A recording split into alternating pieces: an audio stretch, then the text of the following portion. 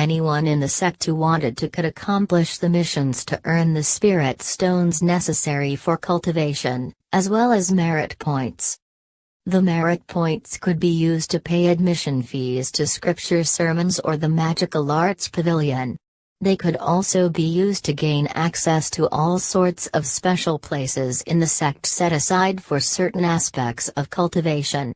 Virtually everything in the sect could be acquired with merit points, and they were actually viewed as more valuable than spirit stones.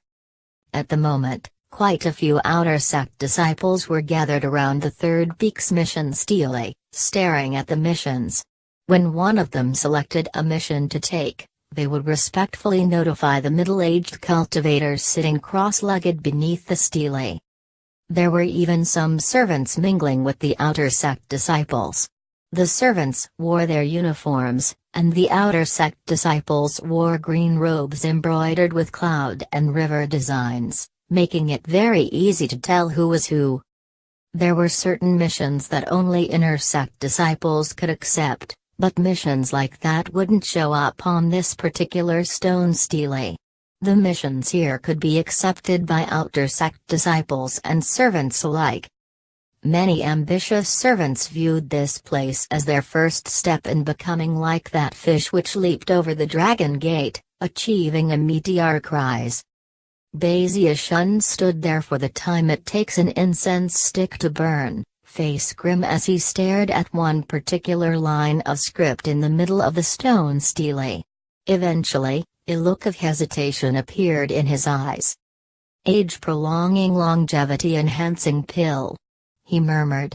"I never imagined that this stone stele would offer a medicinal pill like that as a reward. From the name alone, you can tell that the pill probably increases longevity." After a bit of thought, he approached the middle-aged cultivator. When the outer sect disciples sensed Basia Shun approaching, they completely ignored him.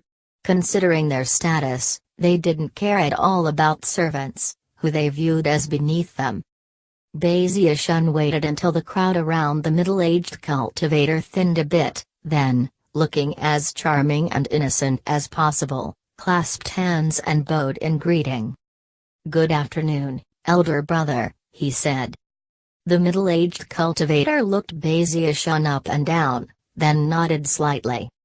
The problem of his own longevity swirled in Basia Shun's mind as he asked, "Elder brother, one of the missions is to go search for some medicinal plants.